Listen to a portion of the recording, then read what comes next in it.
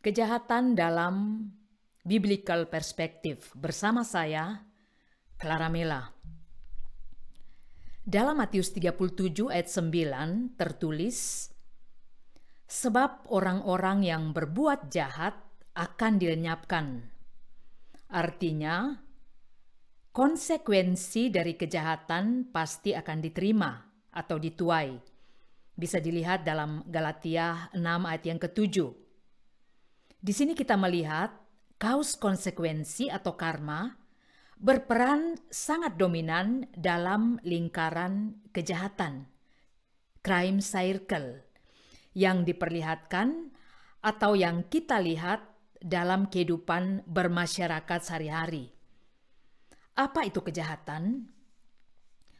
Oxford Advanced Dictionary mendefinisikan kejahatan sebagai bad moral dan berimbas pada sebuah tindakan yang jahat dan yang disinonimkan dengan evil atau setan. Namun definisi ini harus digarisbawahi, khususnya kata bad moral, sebab bad moral tidak selamanya melahirkan kejahatan secara langsung terhadap orang lain. Dan ukuran tentang moral pun dalam masyarakat yang plural berbeda satu sama lain. Misalnya di Eropa, khususnya di Jerman, diizinkan penayangan film-film telanjang di televisi. Atau juga anak-anak kelas 3 SD sudah diajarkan tentang seks, berhubungan seks, pemakaian kondom, dan lain sebagainya. Tetapi di negara lain, khususnya yang menjadikan kehidupan beragama sebagai bagian dari hidup keseharian, hal tersebut dilarang keras, sehingga mereka akan melihat budaya yang ada di Eropa atau yang ada di Jerman yang dianggap lumrah atau normal sebagai ekspresi dari bad moral dan dimasukkan dalam tindakan yang menjurus pada tindak pidana pornografi atau pornografi anak. Sebaliknya, budaya masyarakat Asia atau Afrika yang mendidik anak dengan cara memukul pantat atau menjewer telinga oleh masyarakat Eropa dianggap sebagai tindakan kriminal atau dilarang. Melihat perbedaan konsep dan nilai-nilai moral yang berlaku dalam masyarakat, maka tindakan kejahatan yang dimaksud dalam Bible atau di dalam Alkitab, patokannya yaitu tidak berdasar pada hati nurani yang berdampak pada tidak bertanggung jawab secara moral dan berakibat pada tindakan yang berujung pada merendahkan, mempermalukan, merugikan, mencelakakan, dan mematikan pribadi atau kehidupan orang lain, atau secara yuridis adalah pelanggaran pidana atau juga perdata. Ada beberapa contoh dalam Alkitab maupun kehidupan sehari-hari yang dikategorikan sebagai kejahatan. Dalam Alkitab, contohnya misalnya kisah Kain membunuh Habel. Bisa dilihat dalam Kejadian 4 ayat 1 sampai ayat yang ke-16. Lalu juga pembunuhan yang terjadi oleh karena latar belakang politik, kebencian terhadap lawan politik, yaitu kisah Saul membunuh para imam sejumlah 85 orang di Nob, maupun juga seluruh penduduk kota itu hanya karena kebenciannya kepada Daud. Bisa dilihat dalam 1 Samuel 22 ayat 6 sampai ayat yang ke-23. Lalu juga kejahatan lain yaitu yang dilakukan oleh Akan dan keluarganya, di situ KKN, korupsi, kolusi, nepotisme, yaitu dengan mencuri barang-barang yang dikhususkan untuk Tuhan, bisa dilihat dalam Yosua 7. Lalu ada kejahatan Ananias dan Safira yang menipu berdusta tentang uang, bisa dilihat dalam Kisah pasal yang kelima. Lalu juga kejahatan Amnon yang memperkosa saudara tirinya Tamar, bisa dilihat dalam 2 Samuel 13. Lalu ada lagi muslihat Haman yang ingin membantai etnis Yahudi yang tidak disukainya. Bisa dilihat dalam Ester pasal yang ketiga. Dalam kehidupan kita saat ini, sejarah mencatat pembunuhan oleh karena latar belakang pribadi dan politik atas keluarga Gandhi, misalnya yang berada di India, khususnya Indira Gandhi dan Rajiv Gandhi. Lalu pembunuhan terhadap keluarga Kennedy di Amerika, pembunuhan oleh karena ras, misalnya terhadap Martin Luther King Jr., Malcolm X. Lalu di Indonesia ada pembunuhan terhadap penggiat HAM seperti Munir yang terjadi di atas pesawat Garuda. Lalu pembunuhan terhadap mahasiswa Trisakti yang memprotes ketidakadilan lewat Petrus atau penembak misterius beberapa tahun yang lalu.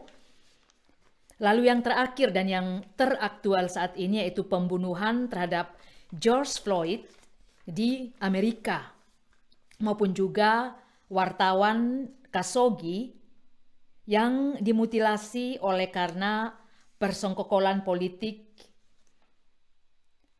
Banyak hal yang terjadi dalam kehidupan sehari-hari yang memperlihatkan bahwa kejahatan itu bisa terjadi di mana saja, kapan saja, dan dengan alasan apapun. Lalu pertanyaannya, apa penyebab dan mengapa terjadi kejahatan? Yang pertama, kejahatan terjadi oleh karena materi atau uang. Itu alasan yang pertama. Bisa dilihat dalam 1 Timotius 6 ayat yang ke-10. Di situ tertulis, karena akar segala kejahatan ialah cinta uang.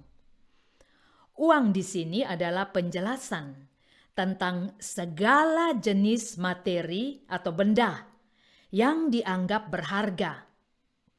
Kebergantungan kepada hal-hal ini menyebabkan manusia serakah dan berujung pada perbuatan jahat. Lalu yang kedua, penyebabnya atau penyebab kejahatan yaitu dendam pribadi. Peristiwa-peristiwa dari masa lalu dan hari ini yang tidak bisa diterima dijadikan alasan balas dendam yang berujung pada perbuatan jahat. Mengapa ada dendam?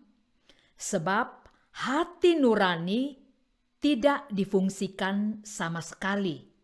Misalnya Kain membunuh Habel oleh karena tidak menerima atau iri hati, sebab persembahan Habel diterima oleh Allah.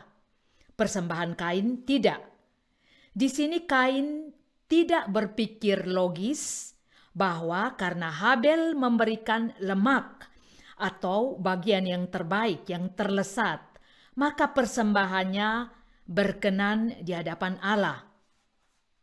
Ketidakmampuan berpikir logis dan real adalah akibat dari matinya hati nurani atau hati nurani vakum dari kebenaran pada saat kejahatan tersebut terjadi. Alasan yang ketiga, kenapa terjadi kejahatan, yaitu oleh karena psychology disturb atau gangguan psikologi. Di sini pelaku tidak memahami dengan akal sehat apa yang ia lakukan. Contohnya, Herodias meminta Herodes memancung kepala Yohanes Pembaptis.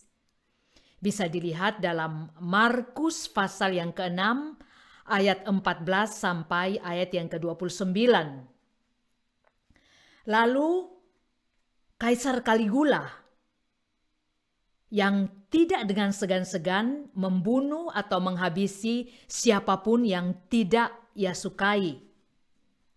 Lalu ada lagi kisah pembunuhan terhadap orang-orang Yahudi hanya karena alasan ras. Contoh yang lain adalah misalnya euthanasia, di mana para korban yang disuntik dalam posisi psikologis labil dan sangat lemah juga secara fisik. Contoh lain lagi yaitu aborsi misalnya, di mana bayi-bayi atau manusia yang tidak bersalah, yang tidak bisa memberi perlawanan, diambil nyawanya.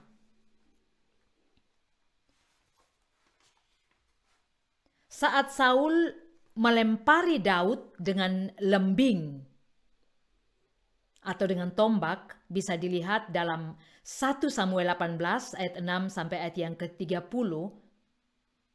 juga menjadi salah satu contoh dari gangguan psikologi. Di situ dijelaskan di dalam Alkitab bahwa karena roh jahat yang daripada Allah. Di sini bukan berarti Allah mempunyai roh yang jahat, tetapi manusia atau Saul hidup dari roh yang diberikan atau berasal dari Allah, dan dengan roh yang ada di dalam diri kita atau Saul, kita mengikuti atau melanggar perintah Allah untuk tidak berbuat jahat atau juga berbuat jahat. Ketidaktaatan kita, dalam hal ini Saul, oleh karena menolak untuk bergaul, mendengar perintah Allah. Bisa dilihat dalam 1 Samuel 13 ayat 13. Semakin kita mengenal Allah, semakin kita dekat dengan Allah. Dan efeknya, psikologi maupun spiritual kita sehat. Pertanyaan terakhir, bagaimana untuk menghindari kejahatan?